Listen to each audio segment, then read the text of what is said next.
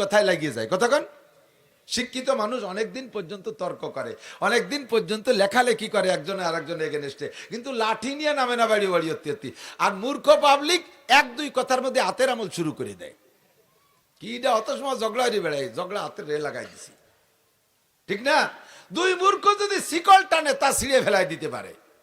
কাজেই মূর্খতা দূর করতে হবে। এবার মূর্খতা কোন মূর্খতা? আমাদের জাতিতে আমাদের সমস্ত শিক্ষা গুরুরা বলে শিক্ষা জাতির মেরুদণ্ড। খেয়াল করে না যুবক, বসো শোনা, শোনো, লক্ষ্য করো, বোঝো। জিন্দেগি শেষ করে ফেলাইছো, ব্যাটারি একটু চার্জ দাও। বলেন শিক্ষা জাতির মেরুদণ্ড, বলেন একটু কন্যা, শিক্ষা জাতির, এ প্রবাদটা জানা আছে না নাই? শিক্ষা জাতির মেরুদণ্ড। মেরুদণ্ড কেচর মেরুদণ্ড নাই, নীলদাড়া মাঝের এই সোজা হাড়টা, কেচর নাই, এজন্য সোজা হয়ে দাঁড়িয়ে থাকতে পারে না। অমেরুদণ্ডী প্রাণী পড়ছো না তোমরা? আর মেরুদণ্ডী প্রাণী, মানুষের মেরুদণ্ড আছে, সোজা হয়ে দাঁড়ায় থাকতে পারে।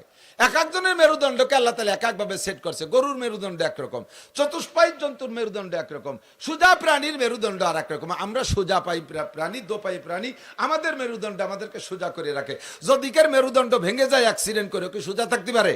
যদিকের মেরুদণ্ড বাছাই করে ফেলেন, মেরুদণ্ডের হাড়ের সমস্যা, ডাক্তার মেরুদণ্ড ফেলাই দিচ্ছে, ওকে সোজায় দাঁড়াতে পারবে? পারবে না। তো যা শিক্ষা হলো জাতির মেরুদণ্ড। এখন বলবো কোন শিক্ষা জাতির মেরুদণ্ড, এইটা একটু বাছাই করেন, এইটা একটু বাছাই করেন। কোন শিক্ষা জাতির মেরুদণ্ড? যেই শিক্ষা, এদিক এদিক, যেই শিক্ষায় সুদ খাওয়া শিখায়, ঘুষ খাওয়া শিখায়, চুরি করা শিখায়, ডাকাতি করা শিখায়, লুচ্চামি করা শিখায়, সন্ত্রাসী শিখায়, দুর্নীতি শিখায়, মন মারা শিখায়, টন মারা শিখায়, রাস্তার পিচ মারিয়ে খাওয়া শিখায়, ব্রিজের রড চুরিয়ে খাইয়ে তার মধ্যে কুঞ্চি ঢুকাই দিয়া শিখায়। কতক্ষণ এ চুরি ও চুরি, সে চুরি, ভোট চুরি, ঘোট চুরি ইত্যাদি শিখায়। যেই শিক্ষায় শিক্ষিত হওয়ার পরে এগুলো করে, আল্লাহর কসম ওই শিক্ষা জাতির মেরুদণ্ড নয়, ওই শিক্ষা জাতির মেরুদণ্ড ভাঙ্গা হ্যামার। কতক্ষণ না কেন? যেই শিক্ষায় চরিত্রকে ধ্বংস করা শিখায়, ওই শিক্ষা জাতির মেরুদণ্ড নয়। যেই শিক্ষায় আল্লাহ ভুলা শিখায়, যেই শিক্ষায় অস্ত্র বানাইয়া নিরপরাধী মানুষকে ধ্বংস করা শিখায়, ফিলিস্তিন গাজার মুসলমানদেরকে মারা শিখায়, তারা একটাও জাগতিক শিক্ষায় মূর্খ না। বিসিএস ক্যাডার, বিশ্ববিখ্যাত বিশ্ববিদ্যালয় থেকে লেখাপড়া শিখা বস্তাবরী পণ্ডিত্য নিয়ে এসছে, তারা নিরপরাধী নারী পুরুষদেরকে ধ্বংস করতেছে, নবজাতক বাচ্চাকে শেষ করে দিচ্ছে, পেটের মধ্যে বাচ্চাকে মারতেছে। যেই শিক্ষায় শিক্ষিত হইয়া, ওই শিক্ষা জাতির মেরুদণ্ড নয়, ওই শিক্ষা জাতির মেরুদণ্ড ভাঙ্গা হ্যামার। যে শিক্ষায় মানুষকে ভদ্রতা শিক্ষা দেয়,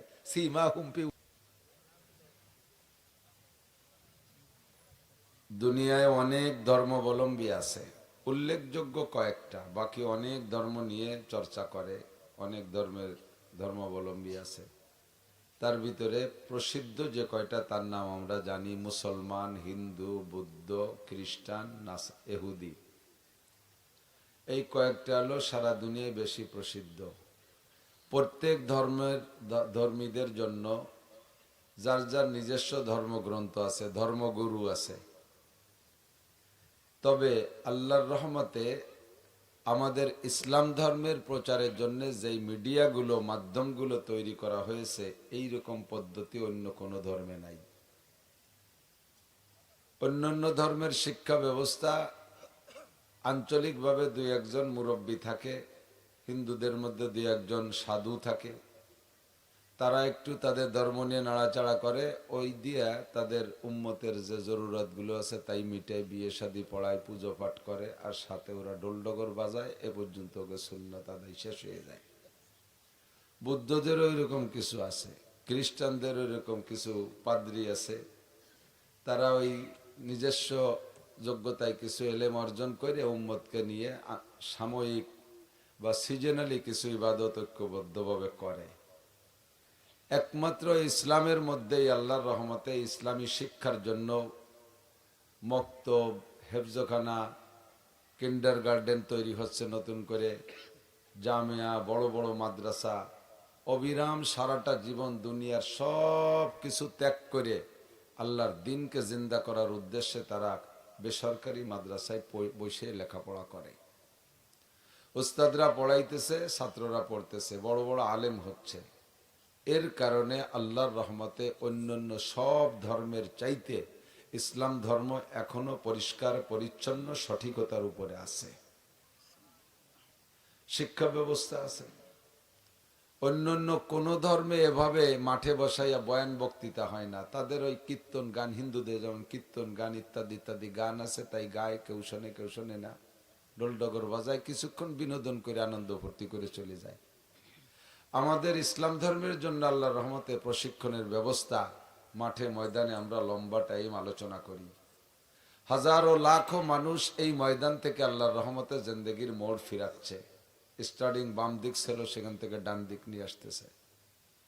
তো বাংলাদেশে এই আলোচনা বয়ান বক্তৃতার জন্য আমরা একটা সিজন নির্ধারণ করছি, সেটা হলো শীতকাল।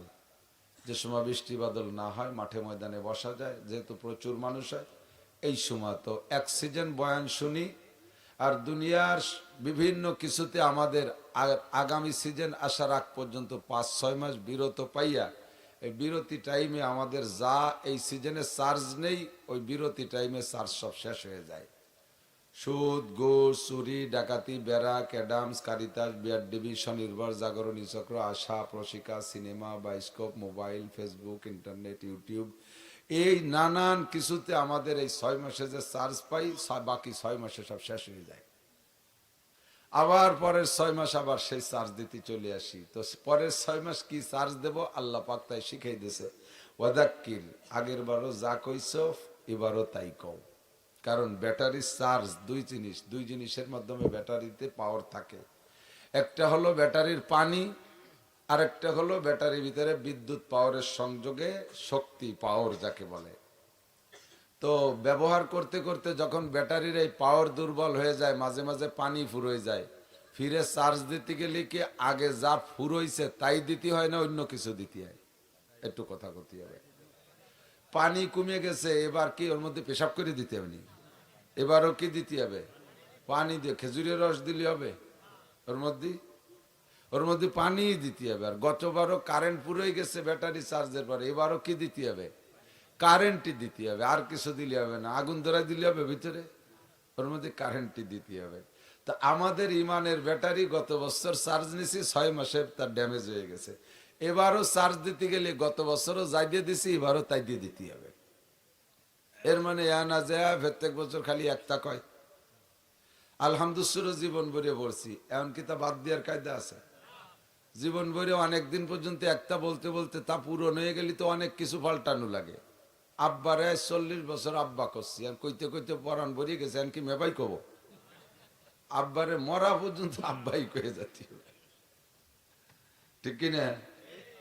আর কোরআনে কারিমের মুজিজা হলো অনেক অনেক মুজিজা। দেখ, আমরা যে কোরআন দিয়ে বয়ান করি, মুজিজা মানে কি? মুজিজ মানে দুর্বল করনেওয়ালা, যে আর একজনকে দুর্বল করে দেয় তাকে বলে মুজিজ। তো এই কোরআন শরীফের একটা মুজিজা আছে, অনেক মুজিজা, তার ভিতরে অন্যতম একটা মুজিজা হলো যে লা ইয়াতুনা বিমিসলিহি, কোরআনের মতো কোরআন কেউ কোনোদিন রচনা করতে পারে নাই, আর কোনোদিন পারবেও। একটু বলেন না, পারবে?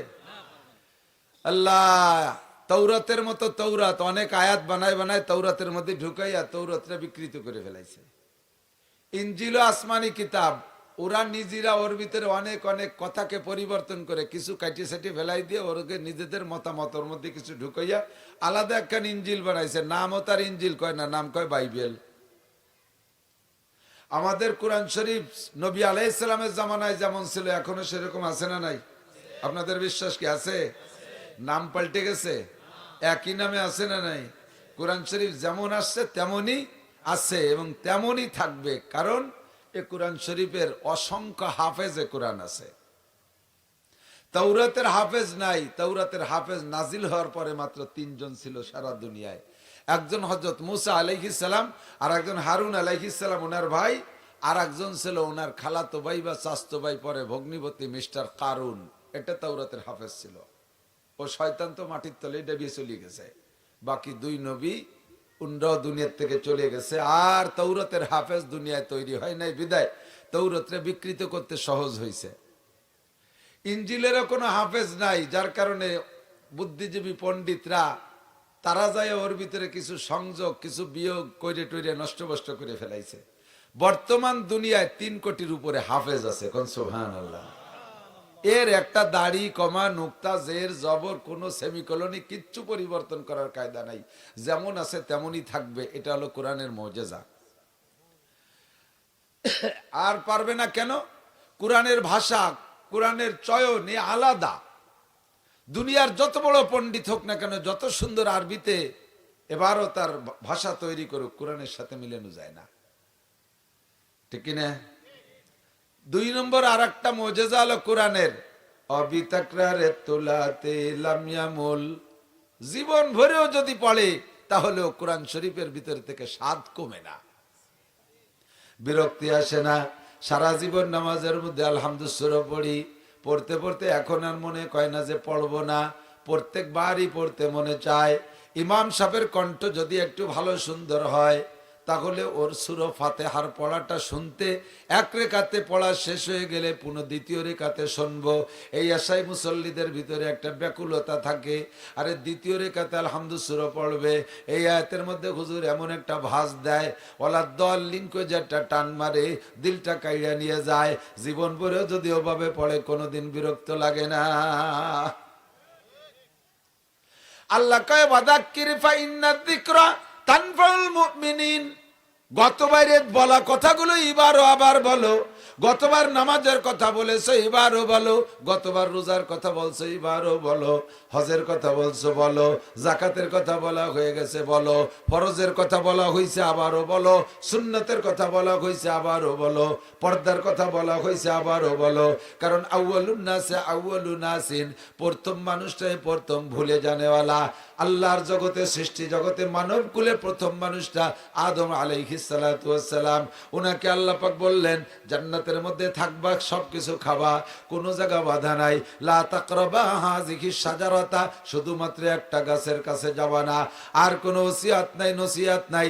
জান্নাতের মধ্যে কোনো কাম নাই, কাজ নাই, ইবাদত নাই, বন্দেগী নাই, নামাজ নাই, রোজা নাই, তাবলীগ নাই, সরমুনাই নাই, মাদ্রাসা নাই, কালেকশন নাই, পাঠ নাই, পিএস নাই, কোনো জয়ঝামেলা নাই। খালি একটা কথা মনে রাখবা, খাবা দাবা, ঘুরবা ফিরবা, ওই গাছের কাছে যাবা না।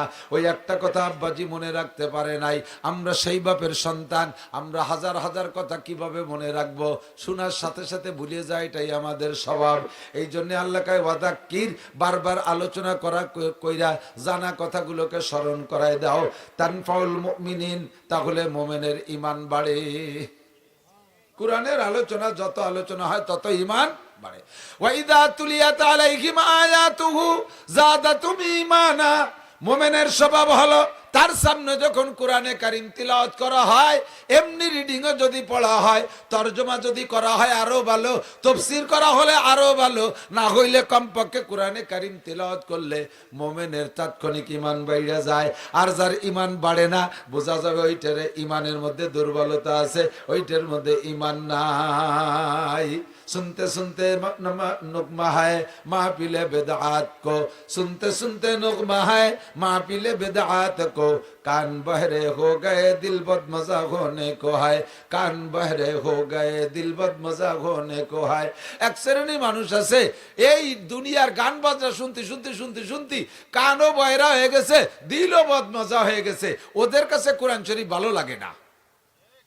তাইতে কি কোরআন শরীফ খারাপ হয়ে যাবে নাকি? এই আতর আতর, আমি তো আতর নিছি, মাইক্রোফোন একজন ব্যবহার করে গেলে মুখের থেকে হালকা হালকা থুতু সেটে, তাতে কিছুক্ষণ পরে এটা দুর্গন্ধ হওয়ার স্বাভাবিক। এই জন্য আমি আতর লাগাই। আবার যাওয়ার সময় একটু লাগাই তুই যাবো, যাতে আমার কারণে যদি গন্ধ হইতে পরের জনের ক্ষতি না হয়। আতর সবার ভালো লাগে না? আপনাকে লাগে নাকি? আতর সবার ভালো লাগে। ফেরেশতারা আতর পছন্দ করে, জিনরা আতর পছন্দ করে, পরীরা আতর পছন্দ করে। জান্নাতের মধ্যে আতর আর আতর থাকবে।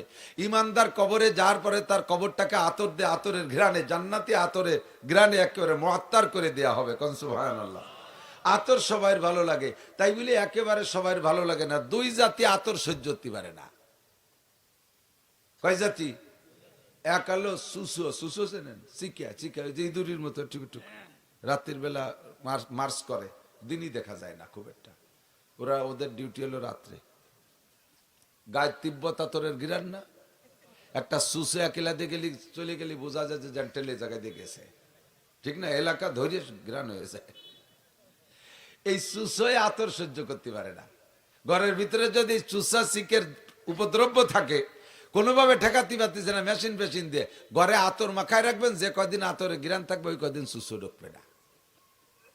আর হলো সুইপার মেথর যারা পায়খানা সাফ করে, ওরা আতর সহ্য করতে পারে না। ওদের ওই পায়খানার গন্ধ শক্তি শক্তি, ওর প্রতি একটা নেশা হয়ে গেছে, এরা আতর সহ্য করতে পারে না। মেথর একজন কুদাল নিয়ে জড়িয়াতে ওই বালতি হাতে করে নিয়ে বেরোইছে বাড়িতে দোয়া কালাম পড়িয়ে, যাতে পাওয়া যায় আর কি। তো বেরোইয়া অন্য রাস্তা দিয়ে যায়। আজকে ভুল করমে বাজারের মধ্যে দিয়ে এক গলি দিয়ে ঢুকছে, ওই গলি হলো আতরের গলি। তো আতরের গলি যে ঢুকছে যখন, আতরের দোকানদার আতরের দোকানের শাটার খুলে দিলি তো দোকানের প্রচুর বিভিন্ন প্রকারের আতরের টালকা গ্রান বেরোয় না। ঔষধের দোকানের সামনে ঔষধের গিরান, পেট্রোলের দোকানের সামনে পেট্রোলের গিরান, যে দোকান সেই গিরান। তো আতরের দোকানের এই আলগা গিরান, ও জানে না যে এটা আতরে গলি, ঢুকার সাথে সাথে নাকের মধ্যে ডুইয়ে অজ্ঞানে পড়ে গেছে, বেহুশ হয়ে গেছে। আতর আল্লাহ তো ফিরা একটু মৌলবী ক্লাসের আতর বেচা আলারা, ওরা দুশ্চিন্তায় পড়ে গেছে, সর্বনাশ করছে। এই শয়তানটা মূর্তি আর জায়গা বলো না, আমাকে সামনে এসে বলে এমনি দুনিয়ায় জ্বালাই বেলাই, শেষে নয় কইলো যে বোমা মারছে। এখন ওরাই কয়জনে মিলে জুটে বুটে ওরে তদবির করার চেষ্টা করতেছে যাতে সুস্থ হয়। কোনো তদবিরই কাজ হচ্ছে না। ফোন দিছে ওর বড় ভাইরে, ওর বড় ভাই ফোন রিসিভ করে কয় পড়ছে কোন জায়গাকে তাই কয় যে খালেক মোল্লার আতরের দোকানের সামনে। কয় আমিও তো তাই জানি, যত যে কোনো জায়গায় পড়ার লোক না, দেশের সবচেয়ে পচা পায়খানা ও সাফ করে,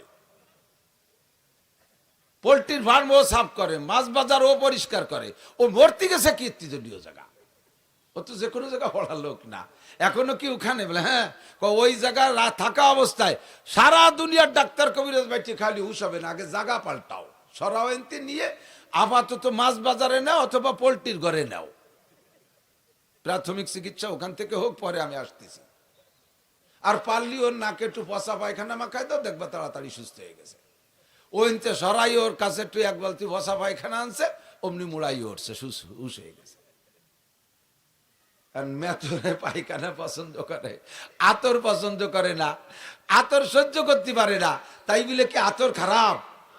আরে যে কোরআন সহ্য করতে পারে না, মাদ্রাসা সহ্য করতে পারে না, আলেম ভালোবাসে না, ইসলাম ভালোবাসে না, বুঝতে হবে ওটা মেথর মার্কা। কথা বলেন, ওটা মেথর। যার ভালো লাগে সে বুঝবেন যে তার ভিতরে মানবতা আছে, ওটা সভ্য। আল্লাহর কোরআন সবার ভালো লাগে না, যার ভালো লাগে না ওটা মেথর মার্কা। কথা কন ঠিক ঠিক না? জাগ চুফারেক জাবুয়ে গুলবুয়াদ নফরতা সাজ সোহবতে বুলবুল বুয়াদ। কাকে কখনো ফুল পছন্দ করে না। কাকরে কি ফুল বাগানে দেখছেন কোনোদিনও? কাকরে কোনোদিনও ফুল বাগানে দেখেন নাই।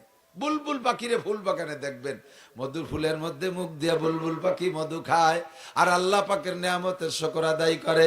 সদায়ে কুমরিয়া বাসাদ বকুকু बगो से मंदर आया दल्लघू चमन में चू चुकर कहते हैं बुलबुल के फुलू में अल्लाह मिया तू ही तू है तू ही तू तू ही तू है तू ही तू बुलबुल पाखी कहे अल्लाह मिया तू ही तू है तू ही तू আমরা শুনি কুহু কুহু করে ডাকে ও কয় ফুলের মধ্যে আল্লাহ মিয়া তুমি ফলের মধ্যে আল্লাহ মিয়া তুমি আমের মধ্যে তোমারে পাই জামের মধ্যে তোমারে পাই আনারের মধ্যে তোমারে পাই কলার মধ্যে তোমারে পাই গোলাপের মধ্যে তোমারে পাই জবার মধ্যে তোমারে পাই বুলবুল পাখিতে ফুলের মধ্যে মুখ দিয়ে মধু খায় আর আল্লাহর জিকির করে আর দাঁড় কাউয়ারটা নারকেল গাছের ডালে বসে ও ডাঙ্গাতে মাঠেতে চকেতে পচা শামুক পাইছে চুমুক দিয়ে ওর মধ্যে যা ছিল সব খাইয়ে এই বোতল মুগি ওইরে নিয়ে উঠছে ইসরায়েলির 7-আপের বোতল পচা শামুকের খোলা ওই মুখি করে আইনা নারকেল গাছের ডালে বসিয়া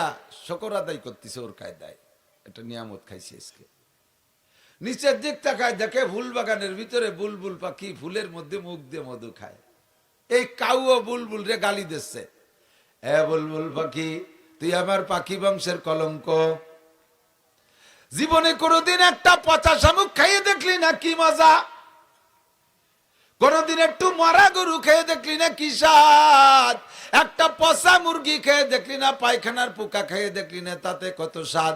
জীবনটা ভরে ফুলির মধ্যে মুখ দিয়ে বসে সুসু করে জীবন শেষ করলি। তুই আমার পাখি বংশের কলঙ্ক।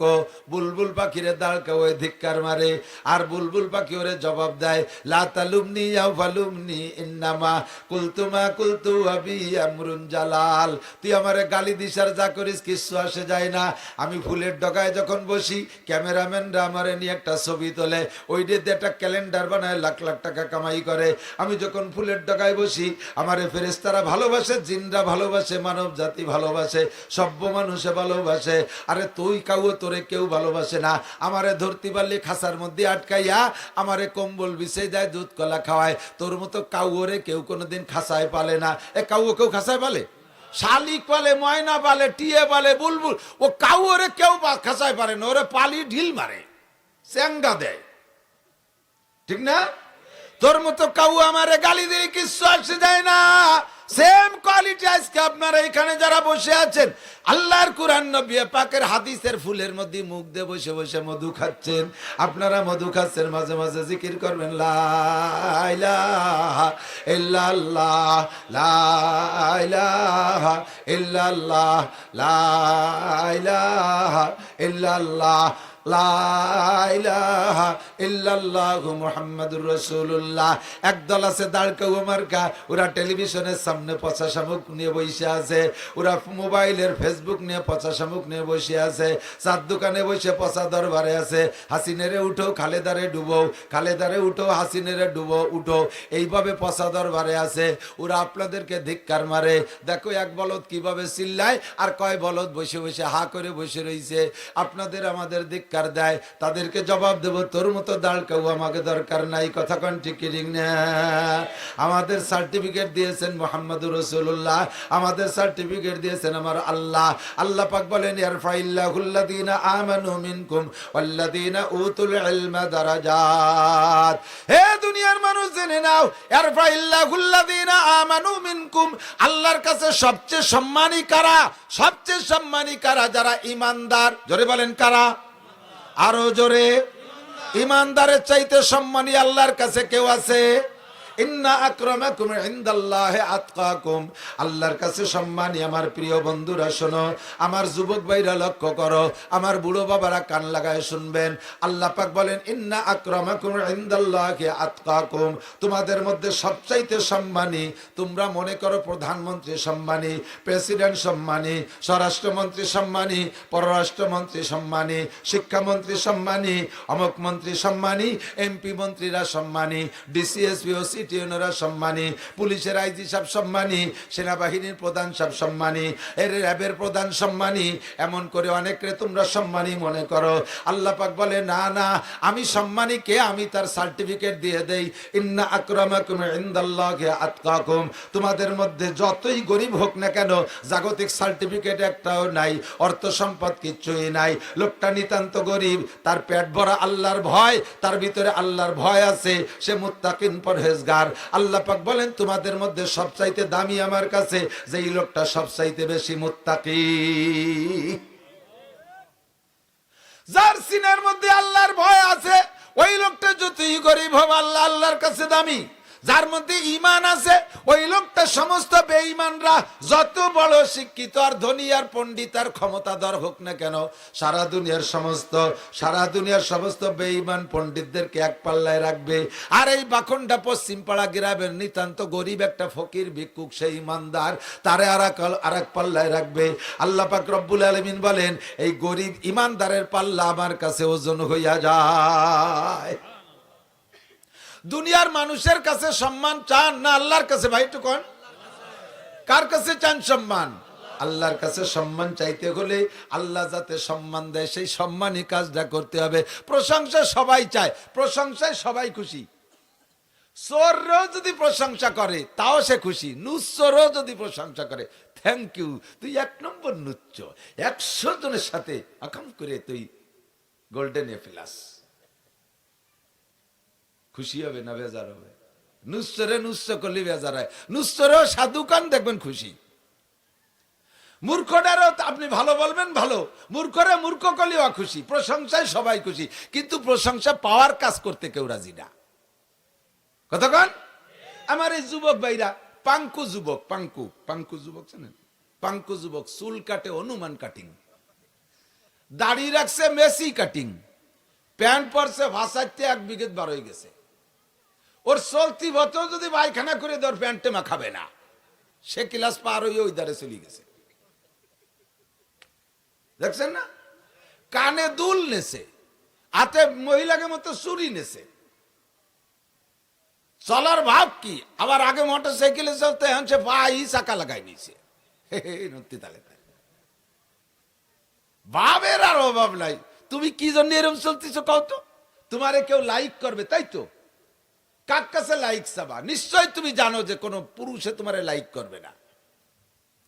তুমি কোনো মেয়েদের কাছে লাইক চাচ্ছ, যে সকল এলাকায় যে ঘোরো, ওই এলাকার সুন্দরী একটা মেয়েকে তুমি লাইক চাইতেছো তার কাছে তুমি বিবাহের প্রস্তাব দিয়ে দেখো কি জবাব আসে।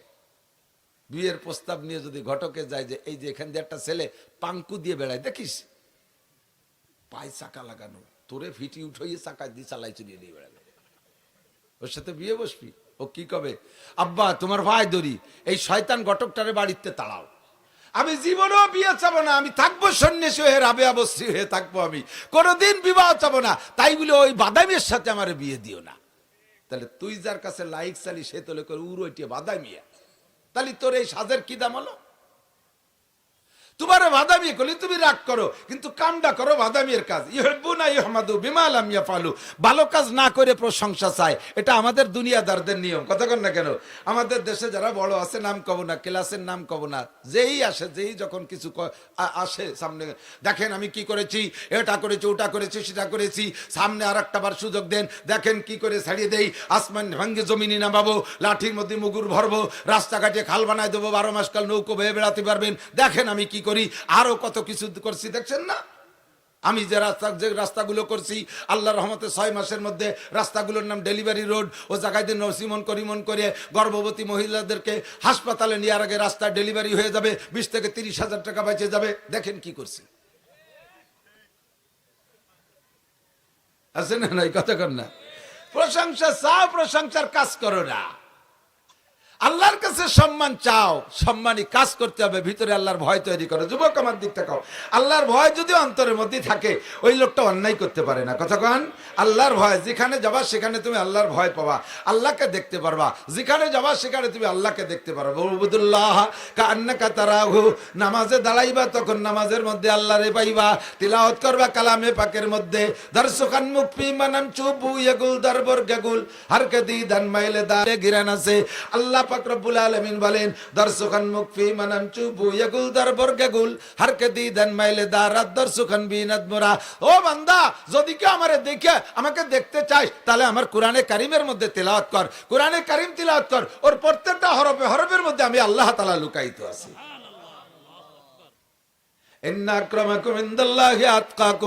দুনিয়ায় তোমরা যত সম্মান যেখানে যাকে দাও না কেন, যত সম্মানী মানুষ আসুক না কেন, ওর মধ্যে যদি আল্লাহর ভয় না থাকে, তাহলে ওইটা আল্লাহর কাছে সম্মানী না। আমরা বড় বড় পদস্থদেরকে যে সম্মানে যেভাবে মনে করি ওরা বিশাল সম্মানী, আল্লাহ তাদের ভিতরে যাররা পরিমাণ আল্লাহর ভয় নাই। বাংলাদেশের জনগণের কাছ থেকে ভ্যারাইটি কিসিমের টাকা আদায় করে নিয়ে সেই টাকা দিয়ে কানাডায় বিল্ডিং বানায়। কোন জায়গা? সোকালাডা না, কানাডা। এই সোকালাডাকে কাছ থেকে টাকা মারিয়ে নিয়ে কানাডায় বিল্ডিং বানায়। জায়গার নাম কানাডা, চেনেন না? দেশের নাম কানাডা, নাম শুনছি, দেয়নি, দেহারও দরকার নেই, কানাডা কানার মধ্যে থাক,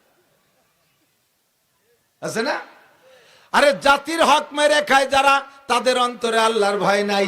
মদ খায় যে আল্লাহর ভয় নাই, গাঁজা খানে আল্লাহর ভয় নাই, চোরের মধ্যে আল্লাহর ভয় নাই, টোন মারার মধ্যে আল্লাহর ভয় নাই, মন মারে যে তার আল্লাহর ভয় নাই, বিজিএফ কার্ড মেরে খায় তার মধ্যে আল্লাহর ভয় নাই, বিধবা ভাতা পঙ্গু ভাতা বেশি খায় যারা, তাদের মধ্যে আল্লাহর ভয় নাই। ওরা যত বড় চেয়ারে বসুক না কেন, ওদের 1 পয়সার দাম আল্লাহর কাছে নাই।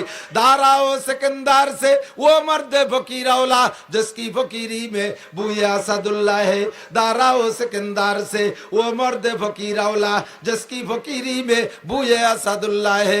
একটা ফকির শুয়ে রইছে, এদিক দেখেন, একটা ফকির শুয়ে শুয়ে ভিক্ষা করতেছে, আর একটা ফকিরের ঠ্যাংকুড়া বগলে ক্রাশ লাগাইয়া হাইটে হাইটে ভিক্ষা করে। হাঁটা ফকির হাইটে হাইটে বেশ কামাই করছে। শুয়া ফকির তার জায়গা বিভিন্ন জায়গা যাতে পারে না, ওর কাছে যে আসে তে দিলি দেয়, না দিলি না দেয়। ওর বেলেটে অল্প কাটা পয়সা, টাকাও না।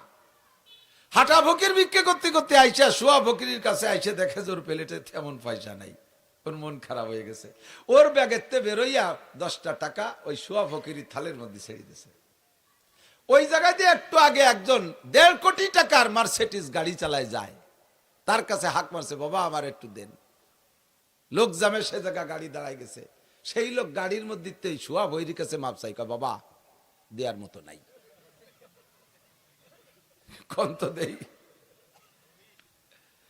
কিরাস লাগাই দিয়ে কুড়া ফকির সে ভিক্ষে করিয়া নিয়ে 5 টাকা দেয়, 1.5 কোটি টাকা দামের গাড়ি চালায় যায়, সে ভৈরির কাছে মাপ চায়। কত বড় অন্যায়কারী চিন্তা করতে পারেন। বিচার আচার সালিশ বিচার কোর্ট কাছারি ছাড়াই মাপ চাই ফেলাইছে, তাও ফকিরের কাছে। কোটি কোটি টাকার মাল দোকান ভরা, লক্ষ লক্ষ টাকা ক্যাশব্যাক। সে সকালবেলা যে বিসমিল্লাহ করে দোকান খুলছে, দোকান খুলে বসছে, এখনো কিনা বেচা হয়নি। ফকির এসে কয়, বাবা আল্লাহর রাস্তায় কিছু দেন। এই দোকানদার কিনা বেচা হয়নি বিদায় ফকিরের কাছে মাপ চাই, কয় বাবা এখনো বনি করি নেই, মাপ চাই এখনো। কি কয় বনি করা কয়নি, আমাকে শুরু করার কি কয় বনি করি নেই। ফকির কয় দিলাম তোরে মাফ করে, তুই যেন দিনের মধ্যে বনি করতে না পারিস। আমিও তো তোর কাছে বনি করতে আইছিলাম, তা আমি বই রে যদি তোর কাছে বনি করতে না পারি, তুই কোটিপতি বনি না করলে আমার কি কতক্ষণ।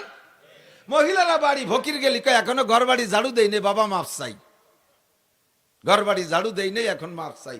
বেলা গড়িয়ে গেছে, বিকেল বেলা আমাদের মুরব্বীদের নিষেধ হইরে ভিক্ষে দিয়া বাবা মাফ চাই।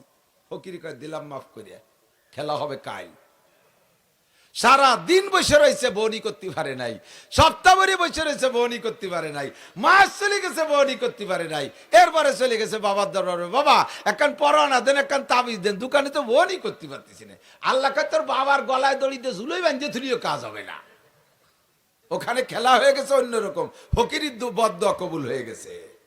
একে চশমে জাদান গাফিলা যা শাহনাবাসী শায়াদ কেনে গা কোনা দাগা হানাবাসী। আল্লাহ পাক বিভিন্ন সময় দোয়া কবুল করে।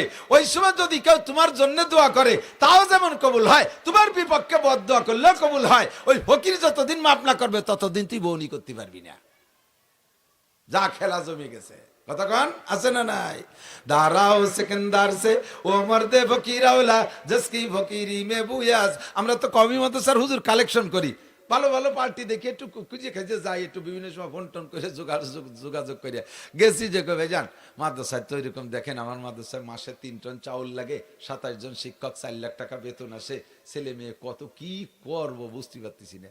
এ বড় লোক কয় হুজুর কিচ্ছু নাই, এবার কিচ্ছু নাই। কি নাই? কয় 4টে তেলের পাম্প করছি, ফাঁকে বা 2টে এলপিজি করলাম। গাজীপুর 10 বিঘা জমি রেখে ওখানে 4টে গার্মেন্টস করতে যাইয়ে শেষমেশ আবার বোর জ্বালায় টিকতে পারলাম না, 10খান পরিবহন নামাইছি আর 4টে ডিস্ট্রিক্ট রাখ। এই অতি যে কিচ্ছু নাই। আমি তাই তুমি ধাল পাইতে রাস্তায় বসো, আমরা পয়সা দেবানি। এমন ভাবে মুখ চাটাই দিয়ে কয় মুনি জন্য ওরে 10টা টাকা দিলেও খুশি হয়, আছে না? ফকিরের ব্যাগের থেকে খোড়া ফকির 5 টাকা, শুয়া ফকিররা দেয় কোটি কোটি টাকার মালিক কিছু দিতে পারে না। এইরকম ফকিরের দাম আল্লাহর কাছে অনেক বেশি। কথা কান ঠিক কি ঠিক না? ইন্না আক্রামাকুম ইনদাল্লাহি আতকাকুম ওয়া মান ইয়াত্তাকিল্লাহা ইয়াজআল লাহু মাখরাজা। যে আল্লাহকে ভয় করে আল্লাহ তাকে বিপদ থেকে উদ্ধার করে, যে আল্লাহকে ভয় পায় আল্লাহ তারে বিপদ থেকে উদ্ধার করে। আল্লাহ পাক বলেন ইয়ারফাইল্লাহুল্লাযিনা আমানু মিনকুম, তোমাদের মধ্যে সবচাইতে সম্মানী উঁচু মর্যাদার তোমাদের মধ্যে যারা ঈমানদার।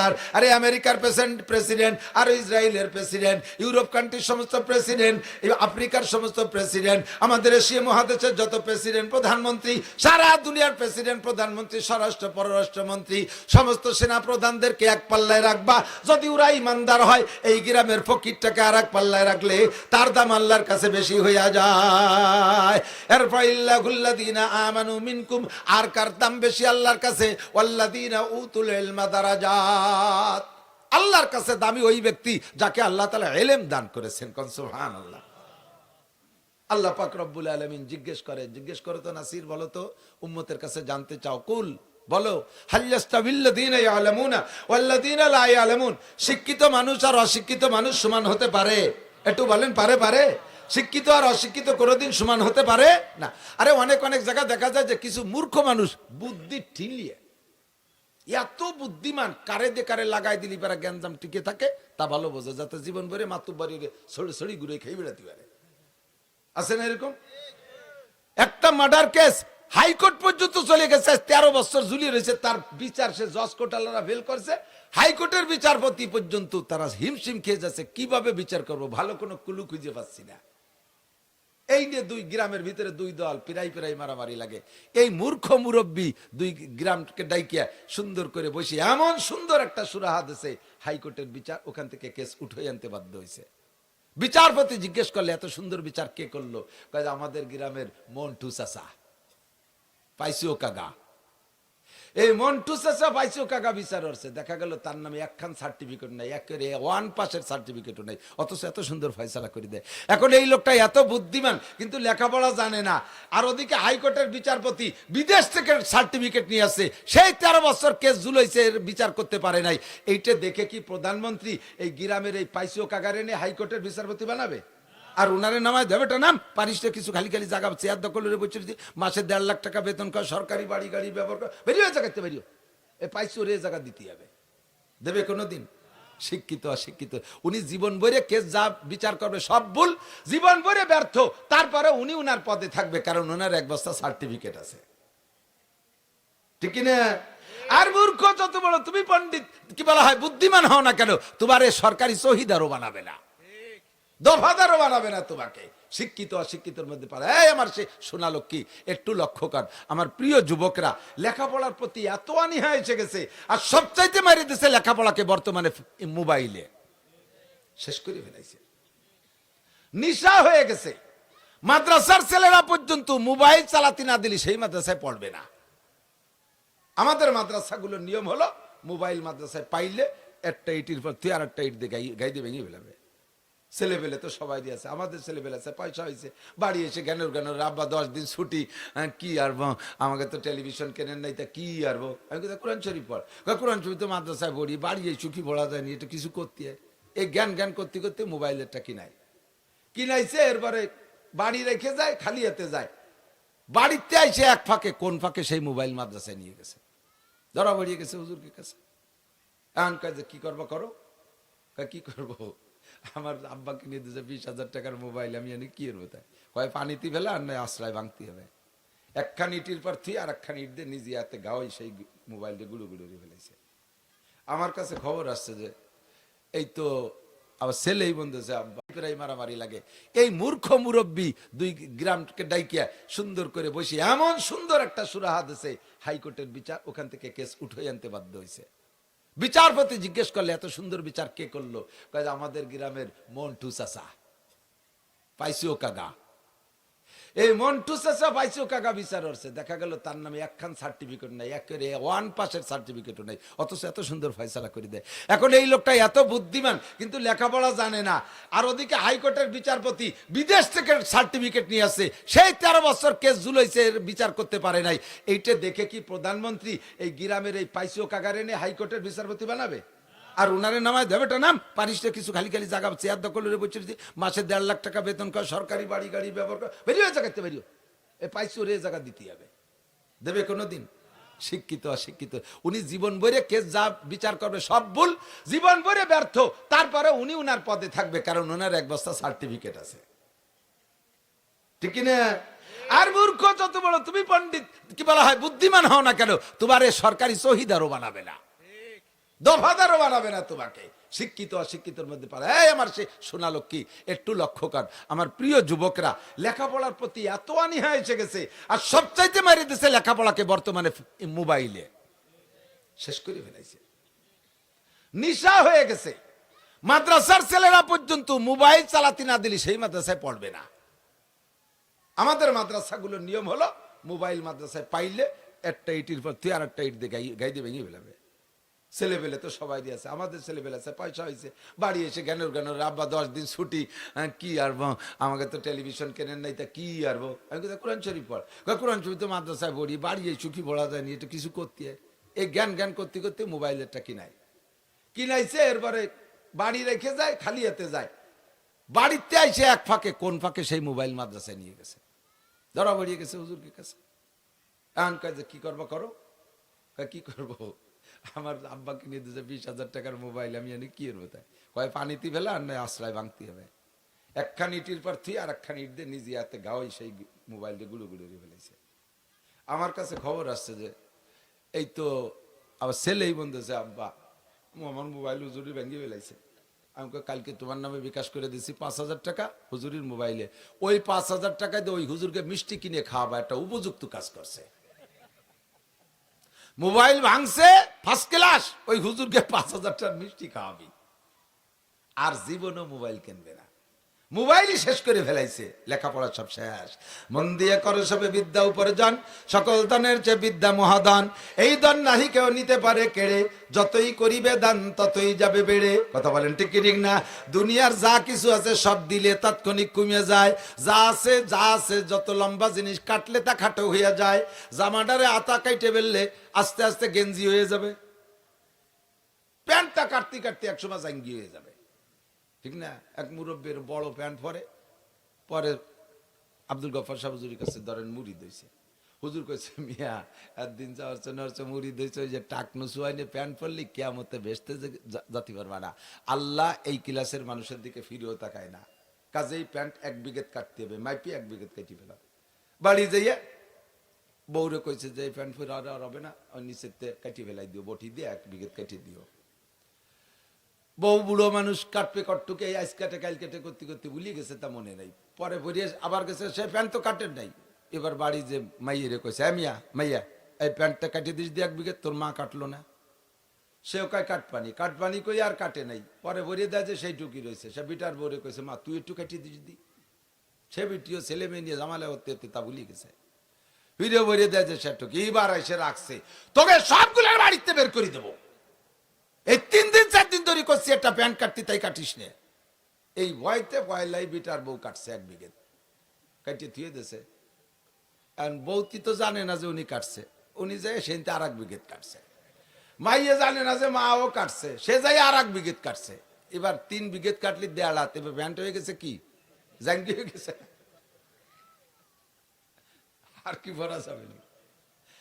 কাটতে কাটতে যা কাটবেন তাই খাটো হয়, কিন্তু একটা জিনিস রাগ করে কাটেন আর আদর করে কাটেন, প্রত্যেক কাটায় কাটায় বড় হয়ে যায়।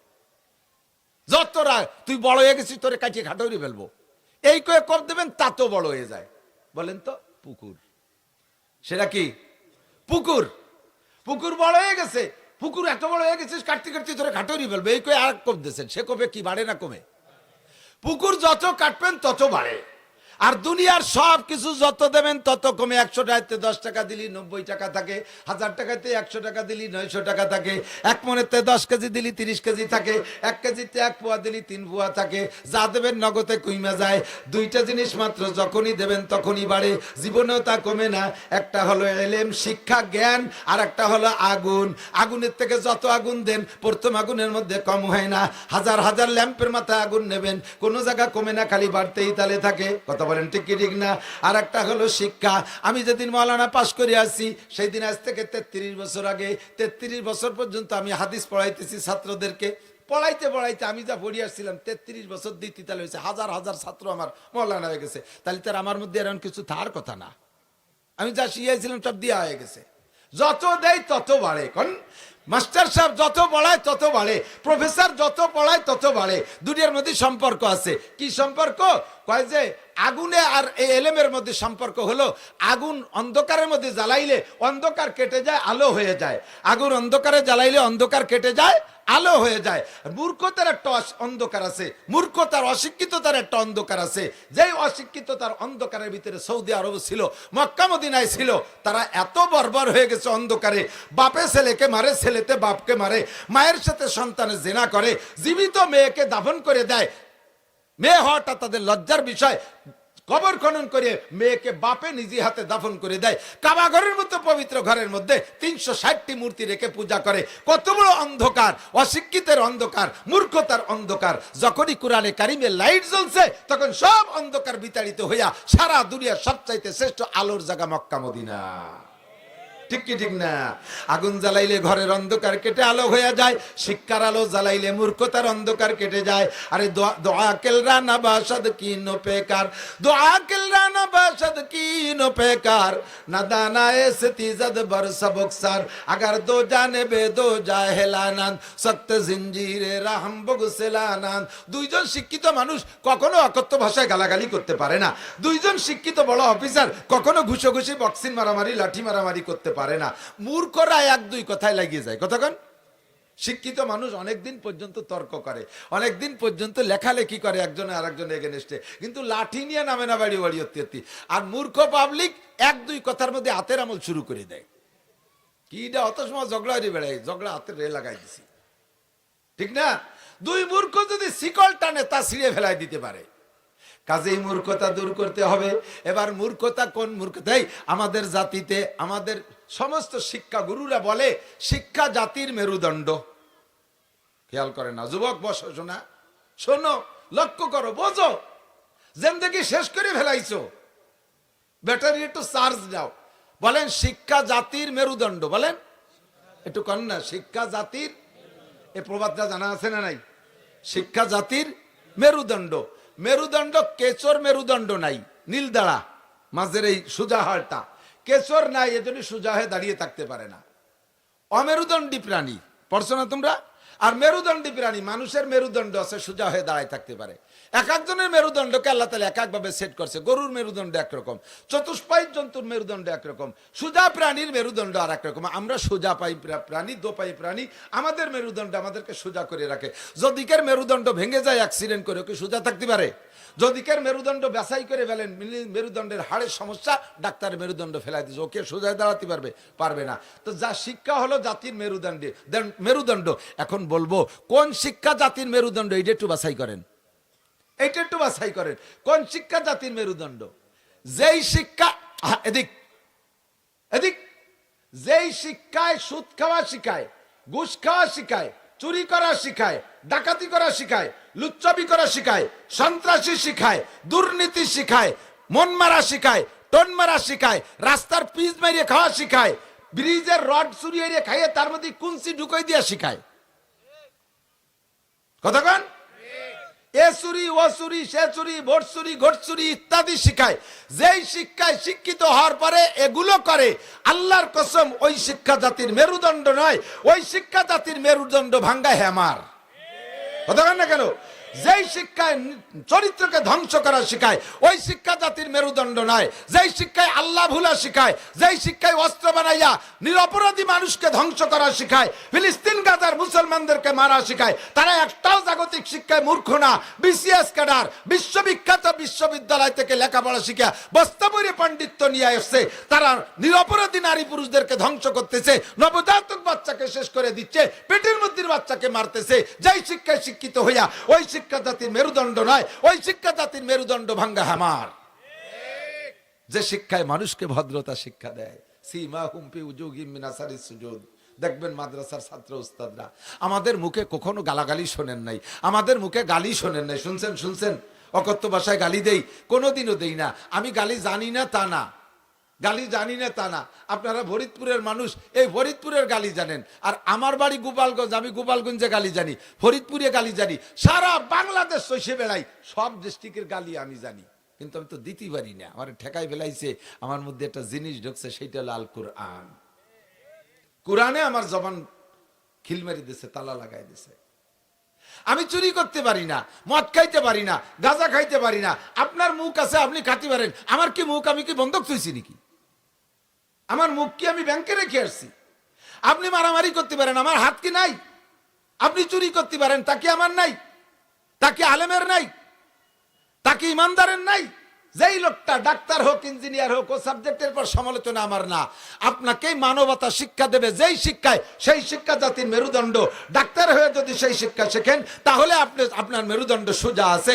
অফিসার, এমপি, মন্ত্রী হয়ে যদি আপনি সেই শিক্ষায় শিক্ষিত হন, তাহলে আপনার মেরুদণ্ড সোজা আছে। ওই শিক্ষা থেকে যত বঞ্চিত, তত আপনার মেরুদণ্ড বাঁকা আছে। আপনার মেরুদণ্ড নাই বলে প্রমাণ হবে। আল্লাহ পাক রব্বুল আলামিনও বলেন, নবী পাকও বলেন, সেই শিক্ষা হলো একমাত্র আল কোরআন। খায়রুকুম মান তাআল্লামাল কুরআন ওয়া আল্লামা, তোমাদের মধ্যে সবচেয়ে দামি সবচেয়ে শক্তিশালী ব্যক্তি ওই ব্যক্তি যে কোরআন শিক্ষা করে আর কোরআন শিক্ষা দেয়। সাহাবায়ে কেরাম কাফের ছিল যখন, তখন কত বড় দস্যু ছিল। হযরত ওমর ইবনে খাত্তাব রাদিয়াল্লাহু তাআলা আনহু 27 বছরের টকবগে যুবক, দারুন নদওয়ার নেতা মিস্টার আবু জাহেল, সৌদি আরবের গভর্নর, বিশ্ববিখ্যাত শিক্ষিত, সার্টিফিকেট বস্তা ভরা, নবী কা তারে কয় আবু জাহেল তুই মূর্খদের গডফাদার, তোর মতো আবাল হয় না দুনিয়ায়। কতক্ষণ না আবু জাহেল মানে আবাল জাহেল, ঠিক না? ওর মতো আবাল আর ওর মতো দামড়া হয় না। তো এই আবু জাহেল দারুন নদওয়ার মধ্যে ঘোষণা দিয়েছে মুহাম্মাদের কল্লা আনতে পারলে 100 উট পুরস্কার। কে আসো? হকামা ওমর, ওমর কা জানা, আমার দ্বারা সম্ভব। সবাই বাহা বাহা দিছে। লোকটা একটু লম্বা ছিল, লম্বা মানুষ একটু বোকা হয়। কুল্লু তবিলিন আহমাকু। তো বেশি এই খেয়াল করেন নাই, বেশি লম্বা যারা না হিসেব ছাড়া দেখেন এটা আবালি আবালি ক্লাস, একটু বোকা বোকা ক্লাসের। কারণ কি, মানুষের বুদ্ধি তৈরি হলে দুই জিনিস মিলে যায়, ব্রেন আর কলম। তো ওই লম্বা মানুষের ওই ব্রেন তো কলমের তো বেশি দূরই, ওইতে আইসে সেট হয়ে পারে না, এই জন্য আবার আবার টাটা কইয়ে ওঠে। আবার বেশি কাটো মানুষ জন্মের বুদ্ধিমান মাটির তালে, কারণ ওর ওই মাথার কলম তো কাছাকাছি, গাল কাটো, এই হঠাৎ একটা কই বেলায় দিতে পারে। আল্লাহ, এক লম্বা রাতের বেলা একখান বই পাইছে বাজার, হয়েছে ছোট ছোট 2 টাকা 5 টাকা বেছে বই পাইছে, আহাম্মকের আলামত। এই বই কয়তালিয়ান কিনতে হবে, আমার 2টা কিনে রাত্রি ভর্তি বইছে, ভর্তি যে আহাম্মকের আলামত কি, আহাম্মকরা লম্বা বেশি হয়, গাল লম্বা হয়, দাড়ি লম্বা হয়, মাথা ছোট হয়। ও আয়না ধরে দেখতেছেন আমার কি অবস্থা, একটু মিলেই নেই আগে বইয়ের সাথে, দেয় যে সব তা ওর মধ্যেই। লম্বা বেশি এত ঠ্যাং এত কাটি খাটো ওরা যাবে না, গাল লম্বা এত কাটি খাটো ওরা যাচ্ছে না, মাথা ছোট অত আর পাম্পার দিয়ে ফুলই বড় বানান যাচ্ছে না, যা পারি তাই ওরি। দাড়ি কটা লম্বা, এই কটারে খাটো ওরি আগে, দাড়ি কাটিয়ে খাটো আরবে, 1 মুঠ রাখা তো শূন্য, টুকির পর একটু কাটিয়ে ফেলবে, তা কাশি কোদাল কিচ্ছু পায় না কাটার। চিন্তা হলে যে এই অবস্থায় তো সকাল করা যায় না, দাড়ি তো খাটো করতেই যাবে, নালি তো সব দিক দিয়ে মিলে গেলে মুশকিল। তো দাঁড়িয়ে 1 মুঠ সুন্নত এইভাবে ধরে নিচে এই কুবি ধরাই দিয়েছে আলগাবাতি। তো ওই পূর্তি হাতের দ্বারে যখন আইছে তখন তো হাতে আগুন ধরে যায়, ছাড়িয়ে দিয়েছে, ফেরাত করে সব পুড়িয়ে গেছে। পরে কয় যে আসলে আমি আহাম্মক, কে সকালে কাটলি কি হতো। হযরত ওমর লম্বা, তবে দেখ ওমর লম্বা, যতদিন কাফের ছিল ততদিন আহাম্মক, যেদিন মোমেন হয়ে গেছে সেই সময় সবচাইতে আকেল আর জ্ঞানী। কথা কোন ঠিক না? তো ওই সময় মস্তানি মেজাজে বলছে হ্যাঁ আমি পারবো, আর সবাই নেতার কাছে তোমার দ্বারাই সম্ভব, আমরাও ভাবছি তুমি ছাড়া একা আর কেউ পারবে না। যখন যুবকদেরকে এভাবে ফুলে তখন কিন্তু আরো ফুলে, আরো ফুলে, হ্যাঁ এখনই যাচ্ছি, আপনারা উট রেডি করেন, আমি মাথাটা নিয়ে আসি, কেমন যেন ওর বাড়ি রয়েছে ধরে নিয়ে আসবে। আল্লাহ আমার দিক, এই পোলা পান্ডারটা সুন্দর লেখা দেখাবে, দেখবেন পরে। তো হযরত ওমর রাদিয়াল্লাহু তাআলা আনহু বললেন আমি পারবো। সেই ওমর খোলা তরবারি নিয়ে নবীর কল্লা কাটতে, মাথা কাটতে গেছে, শুনছেন না কিসসা? যাওয়ার পথে মাঝখানে কদ্দুর গেলে, নবীর বাড়ির একটু অর্ধেক পথে গেলে, এই সময় হযরত সাদ ইবনে আবি ওয়াক্কাস রাদিয়াল্লাহু তাআলা আনহুর সাথে দেখা। মুসলমান এই ওমরের আগে সাদ সহ 39 জন মাত্র, সারা দুনিয়ায় সব কাফের ইহুদ নাসারা, হিন্দু বুদ্ধ খ্রিস্টানে ভরা, মুসলমান মাত্র 39 জন। হযরত ওমর রাদিয়াল্লাহু তাআলা আনহুর সাথে সাদ ইবনে আবি ওয়াক্কাসের সাথে দেখা। হযরত ওমরের এই ভাব, হুজুরের বাড়ির দিকে তলবাড়িরে, মানে শরীর গরম করতে করতে যাচ্ছে, একবার খাপের মধ্যে ঢুকায়, একবার টেনে বের করে, মানে শরীরে গরম করতে করতে যাচ্ছে, চোখ লাল টকটকে, মাথা এরকম বড় মাথা, বড় বড় চোখ, লাল করতে করতে যাচ্ছে। হযরত সাদ দেখে ইয়া উমর আইনা তুরিদ, ওমর কোথায় যাও? তো ওমর বলতেছে উরিদুন আক্তুলা মুহাম্মাদান, আমি মুহাম্মাদের মাথাটা আনতে যাচ্ছি, আমার জন্য 100 উট রেডি আছে পুরস্কার, মাথাটা এনে জমা দেবো, 100 উট নিয়ে বাড়ি যাবো। 100 উটের দাম বর্তমানে 5 কোটি টাকা। কত? 5 কোটি টাকা পুরস্কার, ছোট সাইজের উট, 5 কোটি টাকা পুরস্কার, মাথা আনতে যাচ্ছি।